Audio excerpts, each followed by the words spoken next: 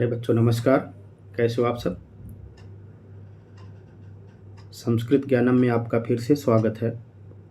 मैं उपस्थित हूँ पुनः एक बार एक नए विषय के साथ, एक नए प्रश्न के साथ, जिसको आप पठित अवबोधनम के नाम से जानते हैं। पठित अवबोधनम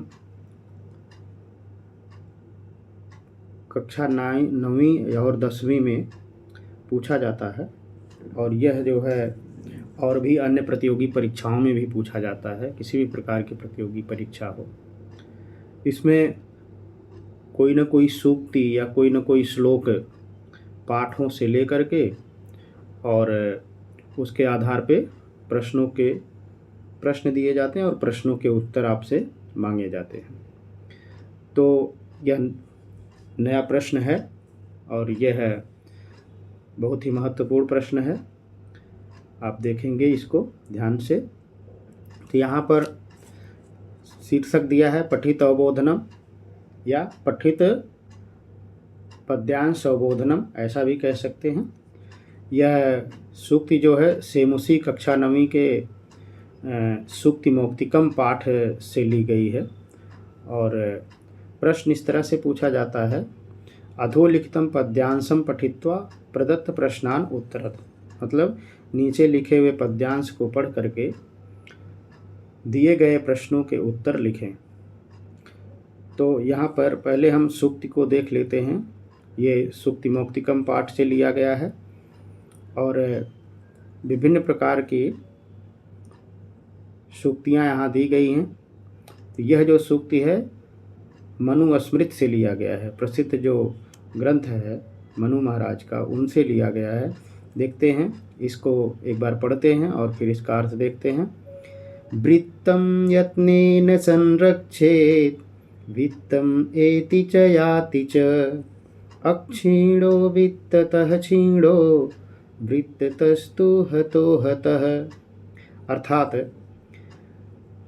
वृत्तं यत्नेन संरक्षेत वित्तम एति च याति च, अक्षीणो वित्ततः क्षीणो वृत्ततस्तु हतो हतः।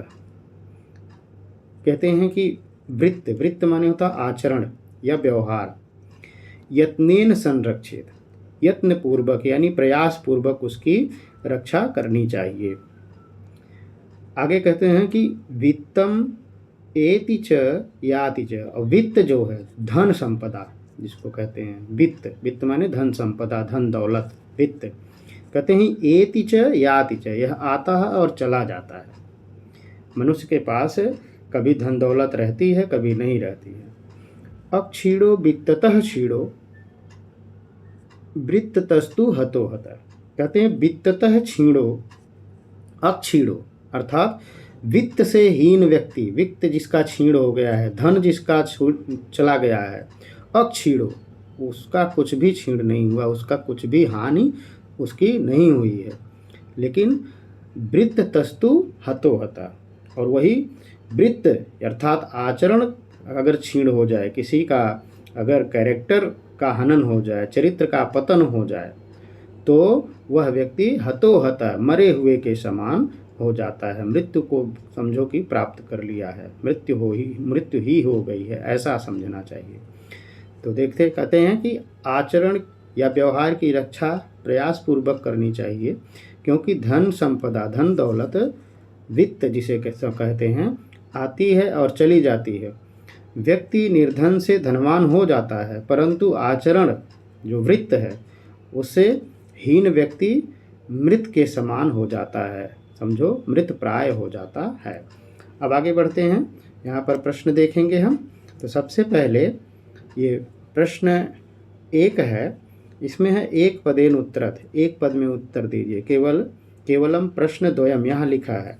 तो कभी कभी ये लिखा रहता है, प्रायः 9th और 10th के पेपर में ये लिखा रहता है, लेकिन अन्य जो परीक्षाएं होती हैं, प्रतियोगी परीक्षाएं, उसमें प्रायः सारे क्वेश्चन ही करने होते हैं जितने दिए रहते हैं, और अगर नहीं है तो वो निर्देश दिया रहता है। तो यहाँ पे क्योंकि यह 9th के पाठ से लिया गया है, तो इसलिए उसी हिसाब से बनाया जा रहा है। केवलम प्रश्न द्वयम लिखा है कि केवल प्रश्न 2, ऐसा भी हो सकता है कि केवलम प्रश्न त्रयम, ऐसा भी कह सकते हैं। केवलम प्रश्नम एकम, ठीक है, तो यहाँ ध्यान देंगे पेपर हल करते समय। चलिए प्रश्न नंबर 1 है, वृत्तम केन संरक्षित। वृत्त माने आचरण, व्यवहार, केन संरक्षित, किससे संरक्षित किया जाना चाहिए, किससे सुरक्षित किया जाना चाहिए। तो उत्तर है यत्नेन, मतलब यत्न पूर्वक, प्रयास पूर्वक उसकी रक्षा की जानी चाहिए। कुतः छीण, किससे हीन, यानी कहाँ से छीण, किससे छीण होता। तो उत्तर है वृत्ततः, वृत्त से छीण, मतलब आचरण से छीण। अब आगे है, कह अक्षीणो भवति। अक्षीण मतलब किसका कुछ भी नुकसान नहीं हुआ है। कौन ऐसा व्यक्ति है, कौन ऐसा है जो जिसका कोई नुकसान ना हो, कोई हानि ना होती है। तो कहते हैं वित्ततः छीणो, वित्त से जो छीण व्यक्ति है, अर्थात जिसका वित्त चला गया है, धन चला गया है, वह जो है उसका कुछ भी छीण नहीं हुआ है, कुछ भी गया नहीं है, ऐसा समझना चाहिए। आगे है पूर्ण वाक्येन उत्तरत, पूरे वाक्य में उत्तर दें। केवलम प्रश्नम एकम, केवलम प्रश्न एकम। तो पहला प्रश्न है, कस्मात् छीणो हतो हतः, किससे छीण मरे हुए के समान है, अर्थात क्या चले जाने पर, क्या हानि हो जाने पर व्यक्ति मृत के समान है। तो उत्तर है वृत्ततः क्षीणो हतो हतः, वृत्त से क्षीण व्यक्ति मरे हुए के समान है। कह येति च याति च, कौन आता है चला जाता है, क्या आता है जाता है। तो उत्तर है वित्तम एति च याति च, वित्त आता है और चला जाता है, धन जो है, धन दौलत आती है और चली जाती है। चलिए आगे बढ़ते हैं। प्रश्न नंबर 3 है, निर्देशानुसारम प्रदत्त विकल्पेभ्यः शुद्धम उत्तरम चित्वा लिखत। निर्देश के अनुसार दिए गए विकल्पों से शुद्ध उत्तर चुन करके लिखें। तो यहाँ पर है, एक से लेकर क से लेकर के घ तक प्रश्न है। पहला है, धनम इत्यस्य पर्यायपदम किम प्रयुक्तम। धनम, ये धन शब्द है, इत्यस्य, इसका पर्याय पद क्या प्रयोग किया गया है। तो ऑप्शन दिया गया है यत्नेन, वित्तम, हतः। तो उत्तर हो जाएगा वित्तम। धन का पर्यायवाची क्या होता है, वित्तम, यानी वित्त। फिर अगला है ख, क्षीणः इति पदस्य विलोम पदम किम प्रयुक्तम। क्षीणः, इस पद का विलोम पद क्या प्रयोग किया गया है। तो उत्तर है अक्षीणः हतो याति।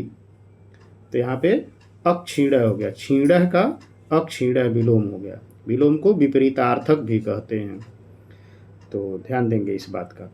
अगला प्रश्न है, याति इति क्रियापदस्य कर्तृपदम किम प्रयुक्तम। याति माने जाना, इस क्रियापद का कर्तृपद क्या है। कर्तृपद माने कर्ता, कौन सा प्रयुक्त किया गया, क्या प्रयोग किया गया। तो उत्तर है वृत्तम एति वित्तम। तो उत्तर हो जाएगा वित्तम।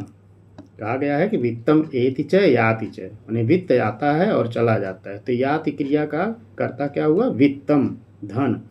अगला है, रक्षा कर्तव्या इत्यर्थे अत्र किम पदम प्रयुक्तम।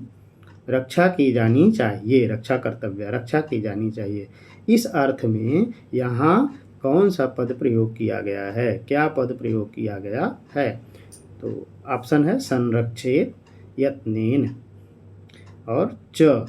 दूसरे नंबर पे च है, तीसरे नंबर पे यत्नेन है। संरक्षेत च यत्नेन, तो उत्तर है इसका संरक्षेत, यानी सुरक्षा की जानी चाहिए, संरक्षा की जानी चाहिए। तो बच्चों, ये रहा आपका पद्यांश आधारित पठित अवबोधनम। ये पहला है इस अंक का, इसको पढ़ें, ध्यान करें, और अगले अंक में हम एक नए विषय के साथ पुनः प्रस्तुत होंगे। तब तक के लिए धन्यवाद।